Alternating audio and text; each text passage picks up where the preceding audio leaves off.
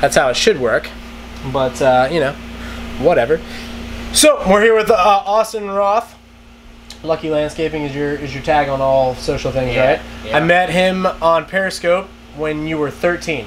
Yeah, that was way back. How old are you now? I'm 16 now. So 16? See if we can see how this camera situation is going to work out. It's been quite the ride. Alright, so we're kind of at this spot, this weird spot in your business. We're gonna try to get some video footage, but ultimately we're working on audio, so it's a directional mic, so we'll speak into that mic and basically just have some fun with it. And dude, we're rolling right now. Alright, so the name of this podcast. This is podcast episode number 1 because my boy Eric didn't want to be on it. He didn't hit me up when I was in Indiana. That's a good. I like that camera. That camera might be one of my favorite cameras right there. That's a good camera. It's got some good lighting too. Yeah, it's got some damn good lighting. All right, so the name of this podcast. Can you guess? Take a guess. Got a bug in my drink, man.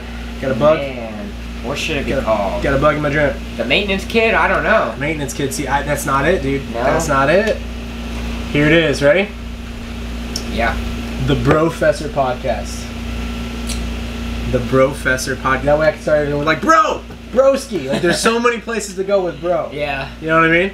So, my idea with this podcast is to talk about random shit, mainly business, entrepreneurship, technology, but whatever. Yeah. No, I'm not. This has no purpose. It's just for fun. Right? Yeah. It's just to literally have a fun conversation. I think I want to have Austyn over. Austyn came over from West Palm Beach, about 3.5 hours away from here. You're actually on this coast for brother's soccer game or whatnot. Yeah. This week. So, anyway, Austyn came over. What's interesting about him? You said you're 17 now. 16. 16. Okay, so we connected 3 years ago. He's like, yo, I'm 13. It was on Periscope or Instagram. I'm like, no way, you're 13. You know what I mean? Then I was like, this is weird. Some 13-year-olds hitting me up, right? But then I was like, dude, you're killing it. You had like the, you know, the lawn. You had a pretty commercial lawnmower. Yeah. Working out of Dad's garage. Yeah. I had my little side-by-side. You're a DeWalt guy. You know, obviously Dad had some DeWalt tools, so you're like had all your tools and stuff. I was like, yo, this kid's got a pretty cool little shop going on. And so I helped you do your first flyer. Yeah. And I think we used the ADA format, which is attention, interest, desire, action. That's how you do a good flyer. Attention, interest, desire, action. Think it worked out well for you. You got some residential accounts. And I haven't followed up with you much except for GIE. Yeah. I tried to find some footage of GIE a while ago, like last night. And I was like, yo, I know I have Austyn and some footage here. Mainly where John Deere's being dicks. Yeah. And, kicking us out of their booth. And I'm like, yo, so we went to Kubota. You know what I bought? A Kubota. I bought a freaking Kubota. Alright, so, anyway, I was interested in a John Deere, but they just were being dicks. So, are you a webcaster? Like, no. No, but we could be webcasters. So where are you at with your business now? I see on your Instagram you got like an Isuzu truck, maybe more than one. Yeah, so we run 2 maintenance trucks, and we're kind of at a point where I kind of started to downsize, get rid of the residential stuff that's not making as much money, and you know, we're kind of just I'm down to like 2 guys now, and I'm just kind of just letting it go. All right, so you went from being 13, mowing your own lawns, to, did you acquire a company at some point? Yeah, so last year I bought out a company that was going out of business, so I bought their assets and I got their customers, which I still have those customers. We only lost like 3 of them. There was only 6, so or there was only 8 of them, but they were a big company. Like they were doing commercial clients. Yeah, they were doing $125,000 a month when the guy bought them, and 18 months after when I bought them out, they were doing $8,000 a month. So if you look at it, like, so it just went. Yeah. So he bought a bunch of new stuff, had some employees. Yeah, they had like 6 trucks at one point. I bought it out. They had 1 truck. What was it? They had like 20 guys. Yeah. Damn. Okay, cool. So that was a good opportunity. So you grew through acquisition. Exactly. Which is awesome. And then you grew it from there. Yeah. All right, and then you now, at 16 years of age, you're going, I don't like residential lawns. These suck. Yeah. Okay. So really just high-end estates, and but you know, anything under $200 a month, like we can't just with my insurance and you know being totally legit. When you do commercial stuff, like the insurance is ridiculous. So it's either you got to do all commercial or you got to do all residential and not have the commercial insurance. So you got to pick your basket. Yeah. Now, what do you like about the commercial over the residential work? the nice thing about the commercial is when you get the maintenance, you do everything for them. You do the trees, you do the mulch, you do the flowers, so you do everything for them. You get a ton of extras, and you know, they typically spend, you know, probably about 40% of what their maintenance budget is on extras. So you get a lot of extra revenue from that. So you're liking that, so that's working out well. Yeah. You've got you still have residentials that you haven't gotten rid of yet? We do. Okay. I just sold off a route last week, actually. Nice. 35 houses. Nice. I got 3 months revenue. Heck yeah, so dude. It was just kind of, you know, it's just selling the accounts. There's no infrastructure, no name. So, you know, 3 months is pretty good for that. 3 months is good. And you don't have to have those accounts contracted, right? Exactly. They don't have signed contracts with you. No contract. So let's just dive into that real quick for the audience. So I'm a huge promoter, especially in the lawn care space, but in any service business. Lawn care being the easiest service to get into. Yeah. But you also have a lot of fly-by-night guys. It's not like you're an electrician or a plumber and you're running a $400,000 a year business and you're netting like $250. Like, you know, like in lawn care, you could do $400 and you're going to be spending like $350. Yeah. You know what I mean? Yeah, all day. But it's a great business for you're working your own job, or you're 13 and you don't want to go work at McDonald's or whatever. Yeah, it's better than working at McDonald's. I can say that, you know. And you start out and you're like mowing lawns, and like at the beginning you're like, dude, I'm killing it right now. Yeah. I'm freaking crushing it. Like I'm making like $50 a lawn. And you're like, yeah, I'm making a lot of money right now. Yeah. Right. But then as you get legit, like you said, with insurance and all that other stuff that goes into it, you start to run it as a business. You look at it as a model, and you're like, okay, can I replicate and scale this model, and it doesn't become as lucrative anymore.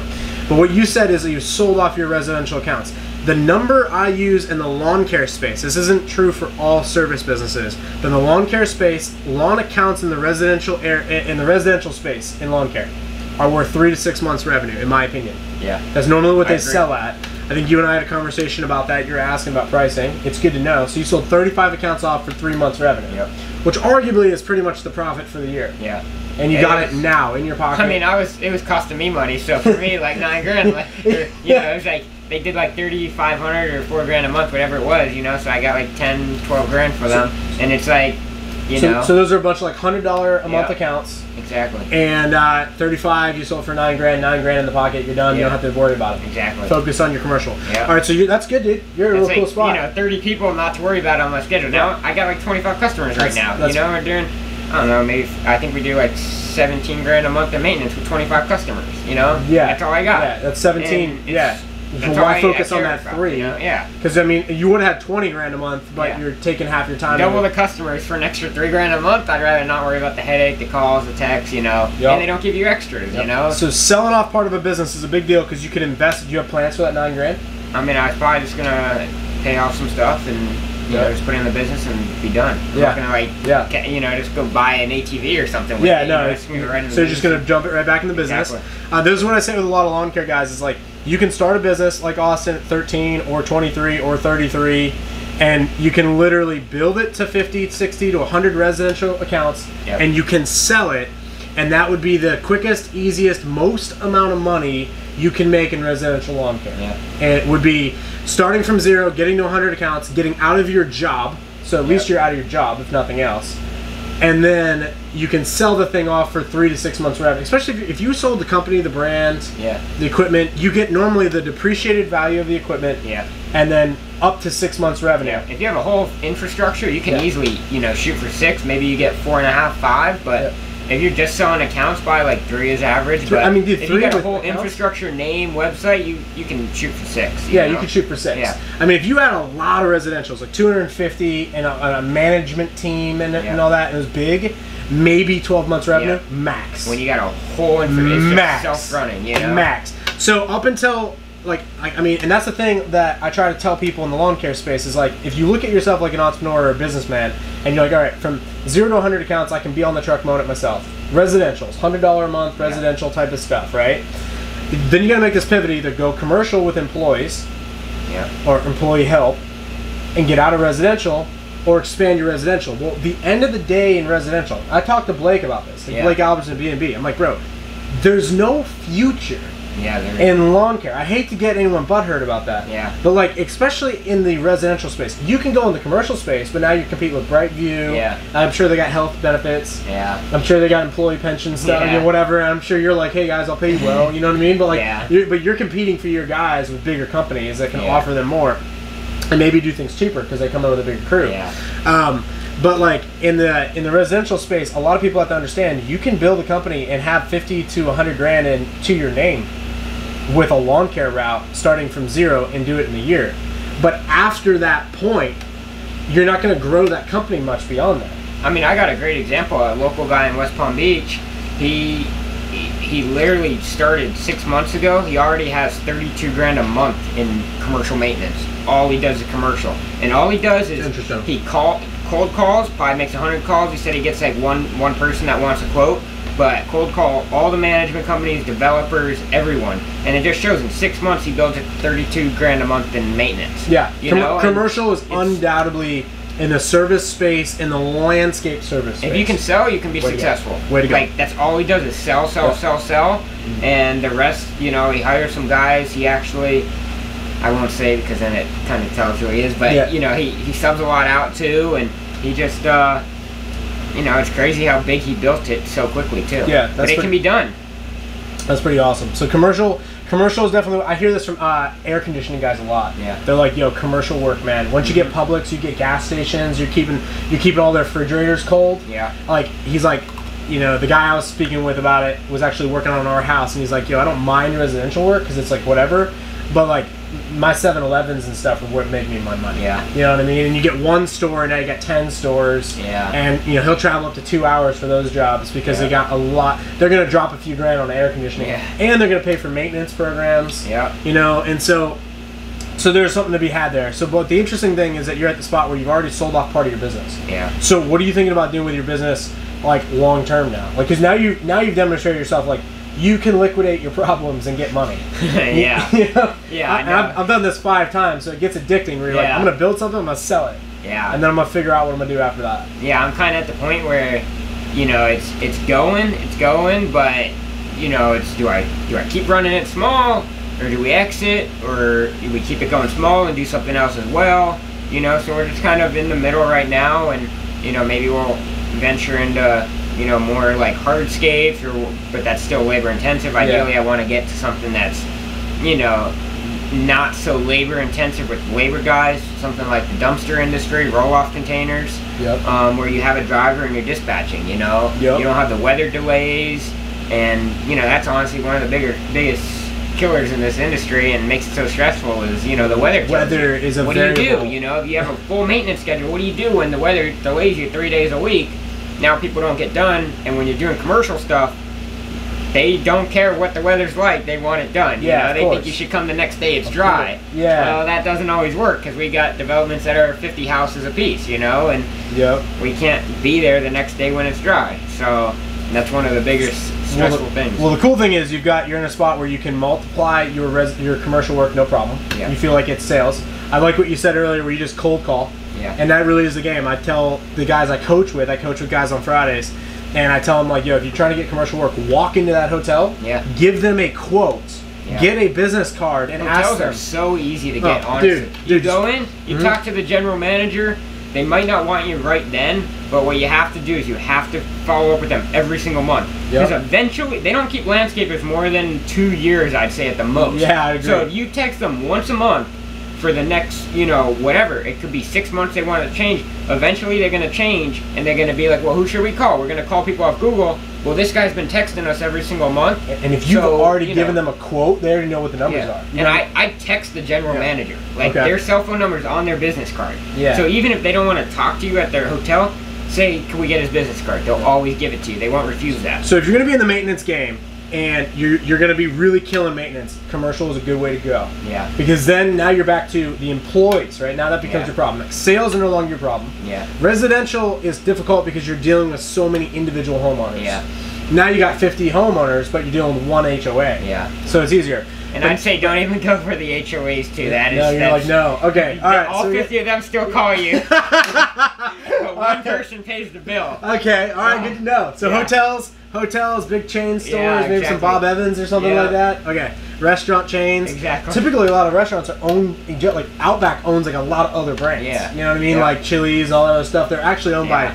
And so if you get in with one, then you can get in with a lot of them. And it's typically like one owner that owns, you know, like a whole region. Yeah. Like there's one guy in Jupiter, he owns 27 McDonald's in South Florida, you know? So it's typically like one owner that owns a whole bunch of that chain. So if you can get in with that stuff, that's gold.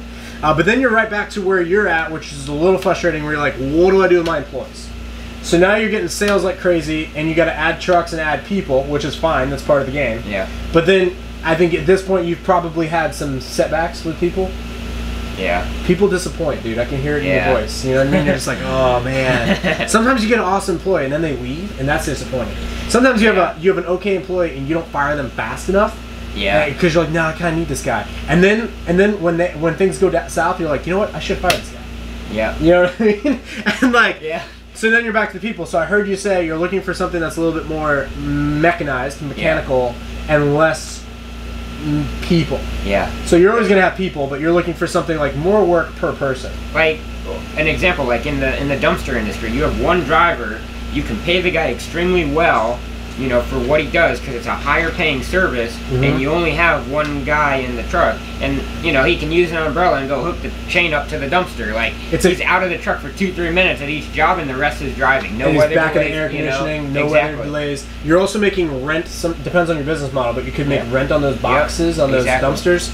So they might be sitting on a job site at $10 a day plus $250 a pickup. Yep. You know, and $150 a drop off. And then they go over the tonnage, and then you charge them for that. So it's a bunch of upsells above what the flat cost is they paid, you know? Yep, dude. I got a guy gonna hook you up with Vic up there in New York. But he runs dumpsters. All his stuff is paid for. His shop is paid for. He's got Vic's Yard is what he calls it. Yeah. And he's got his house, all that stuff he's got paid. And he runs an older truck. He runs like the F600. Yeah. You know, like with the 5.9 Cummins in it, like 96. But it's like, it runs like a top. Yeah. You know? And he's like, bro, I'm making money, man. I can't deny I'm making money. He's got a bunch of boxes and he's got them dropped. And I think some days he'll move 10 boxes. Yeah. You know? And he just does it himself. But it's one of those businesses, because I used a dumpster guy here, before the recession of 08. I used him in 05, 06, 07, and he had 3 trucks, 2 Big Daddies and an F650. Yeah. And then in the recession, it was just him. It's actually called Daddy's Dumpsters. It's pretty cool. And he had he had like his girls on his t-shirt and your logo. It was a real family mom and pop thing. My buddy Hunter that works with me sometimes, he's a firefighter, and he always wanted to start Doc's Dumpsters. His dog is named Doc, and he goes Doc's Dumpsters, and his logo was going to be Everybody Loves Double D's. You know what I mean? And I was like, dude, that's awesome. That's so good. Because you and I have discussed it, the dumpster business becomes a visibility thing, it's a high startup cost, so it's hard for people to get into, you know? But if I sold the landscape company, you know, the capital's there. But otherwise, I wouldn't be able to get into it because the startup cost is so high, you know? It's a lot of money. Yeah. I wonder if there's a way that you can keep the landscape company and then experiment with a roll-off situation, start it just to see that you like it, and then move out of one into the one. Yeah. You know? As soon as you get a few builders, that's all you need. Yeah, you know? pretty much. And then diversify. Exactly. They're filling them up, they're calling for another one, you know, throughout the whole build that's taken 12 months. So. Right. And then you're back to your entrepreneurial things you've learned up to this point in the last 3 years, which is you're going to cold call, you're going to hit sales, you're going to, and then you can leverage your time more because you're talking one driver, somewhat qualified, because he's got to have a CDLB. You take someone from waste management. Exactly. Yeah, you grab somebody. Experience, you know. Yep, somebody's got at the dump. Hey, you looking for a job? And I know you do this already. So yeah, you're like, yo man, you want to run this truck, man? It's got the 5.9 Cummins in it, bro. I don't have a CDL, so get a guy with a CDL. That's my thing, you know. The thing about it right now is I can't get a CDL. Yeah, you're not 18. You know? So it's not like if somebody calls out, I can't even just drive my own truck. Yeah, exactly. Well, dude, you're not in a bad spot. I think that you're doing a lot of smart moves. You're looking at the industry and you're looking at where you're headed, and you're basically just trying to find your next spot. Yeah. Which I think is really smart, because you're like, all right, well, you know, you are along the path right now of building a company that you could be acquired by Brightview if you went big enough. Yeah. You know, so you could get the 10 commercial trucks, do the commercial game, put some managers in place, get a secretary, have a shop, And then down the road, I would say, okay, now you got $2-3 million a year business. What's your net profit on it? Maybe 10%, 20%. Yeah. Could you do the same thing on $500,000 in revenue and have a 50% net profit? Yeah. It's the same numbers. It's, it's like it's a fourth of the headaches. Yeah. So, dude, well, that's pretty awesome, man. Yeah. I appreciate you coming over. Great to have you on. Yeah. We'll have you on. I don't know. We'll have you on before 100 episodes. I'm gonna rock these episodes out on the Brofessor podcast. Maybe I'll come over in like 6 months or a year. When or everything's set up and the place isn't looking all yeah. like, we're running on generator power now. If you guys can't hear it, we got the generator fired up on the cabin, and we're just I just want to get a freaking podcast out, man. Yeah. You know, I haven't locked down the Instagram for the Brofessor podcast, so we got to keep that chill. I got haters right now that'll be out there and be like, the real Brofessor podcast, you know, which is fine as long as they're working 24/7 on my stuff. I'm good with it. You know? Promotion's promotion. Yeah. You know what I mean? Like, one of the best things Trump ever does is go after CNN, because then they just talk about him all day. You know what I mean? Like, Jim Acosta, that guy from CNN, he's always like, last week I heard him, he's like, yo, Mr. Trump, do you think that so-and-so was offended by your actions and do you feel guilt about offending this person? He just stops his whole show and he's like, Jim, I thought at this point in time, you of all people knew, I don't care. You know what I mean? Like, but anyway, I gotta lock down those Twitter handles and all that other stuff for the Brofessor podcast. I think podcasts are very, very effective. It's something we're doing locally here in Sarasota. My wife and I, we've got a real estate thing going on here, and we've got the Sarasota Discovered podcast. Something that Matt LaMarche, actually, if you're familiar with Matt LaMarche, he's doing Selling Sandy Springs podcast. He's up to like 50 episodes right now. He is killing it, and he's selling real estate with his podcast. And he pivoted out of landscaping. He was in there before too. Dude, no, so Matt LaMarche, awesome dude. The first guy to buy my discounted lawn and landscape business blueprint course. Yeah. And it was like a $180 course. I sold it for $99 pre-sale. He signed up as a pre-sale buyer, and he bought it. Used those principles. Got his business to where he wanted to be. About a year later, he hits me. I was like, yo, I'm going to sell this. What's the numbers? I'm like, 3 to 6 months, baby, plus depreciated equipment. Yeah. He got his real estate license in the meantime. Had a guy running it for him. The guy worked for 4 months, then left. And Matt sold it to another company, sold off his assets, bought himself a new little Audi for real estate. And he's sold 3 properties up to this point, dude, in the last 3 months. Yeah. So he's killing it, dude. Yeah. Like, his commission checks are like way over 10 grand. Yeah, exactly. Like, you know what I mean? And he's picking up the kids from school, dropping them off. He's having the time of his life. Yeah. And he's using his podcast as a way to promote his real estate sales. And his podcast is super niche. It's about selling Sandy Springs. And he's interviewed like the mayor, he's interviewed the carpet cleaners, interviewed like the auto detailer guys. And he's asked them to share the podcast on their platforms. And so people in the community are understanding that Matt LaMarche sells real estate in Sandy Springs. So if you guys are listening and you're in Sandy Springs, Matt LaMarche is the way to go. Yeah. And he's a boss, man. I freaking love that guy. And actually, I talked to him yesterday about where I'm pivoting my business, because I want to pivot from some of the physical stuff I do. I want to do bigger end physical stuff. Yeah. But I want to do development. Like, I want to do I want to build neighborhoods. I really want to build tiny house communities. Yeah. I think that nobody's doing it. It'd be fun. But I also want to do a lot more content, and as you can see by our ghetto setup here, it takes a little bit of work to get some content going on, you know what I mean? Yeah. So thanks for coming in, bro. Appreciate having you. Yeah, thank you. And thank you for sharing your stuff. And where can people find you? Instagram at Lucky Landscaping LLC, and then Facebook, my name, Austyn Roth. So okay, cool. Go find me on this platform. Awesome, man. Well, thanks for joining us on the Brofessor podcast, and thanks for being episode numero uno. Thank you. Guys. Peace.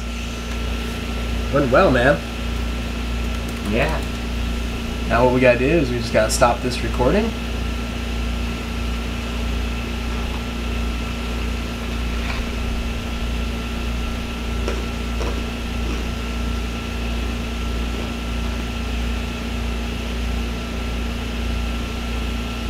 And then we gotta save it.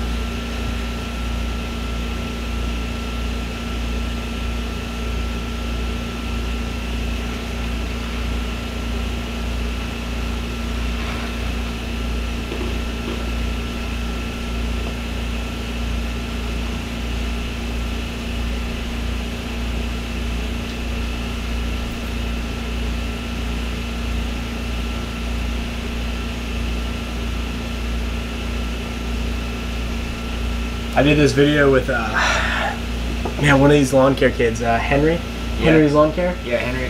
Earliest thing I ever did, Lawn Pro Henry? Yeah, Lawn Pro Henry, man. Yeah. When he was like 12, right? Yeah. Now he's older. He's kind of a dick a little bit. Yeah. You know what I mean?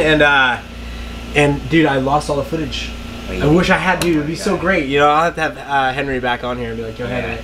He's cool. Yeah, no, he's cool. Day, yeah. He's cool, but he's like funny because he's like a dick on Instagram. Yeah, he's and a stuff. dick. I love him. Like, yeah. He's so like legit. Like he doesn't give a shit. He doesn't give a anything, shit, dude. Like, yeah. he'll be a dick to you, but I love him. Yeah. Yep. No, I definitely want to have him on, dude. So yeah. we'll see how that stuff can.